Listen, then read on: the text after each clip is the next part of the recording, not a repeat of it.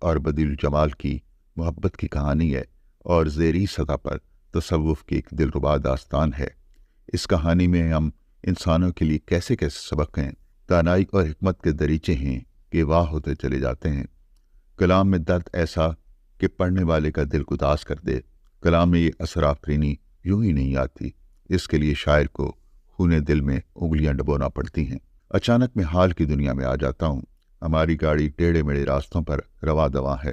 دو رویا درختوں کی قطاریں تیزی سے گزرتی جا رہی ہیں اور پھر مجھے کھڑی شریف کے دربار کی سفید عمارت نظر آنے لگی، وہی دربار جس کی ابتدا پیرا شاہ غازی سے ہوئی تھی اور جس کی انتہا میاں محمد بخت کے دور میں ہوئی۔ اب میری نگاہوں کے سامنے میاں محمد بخت کا مزار تھا۔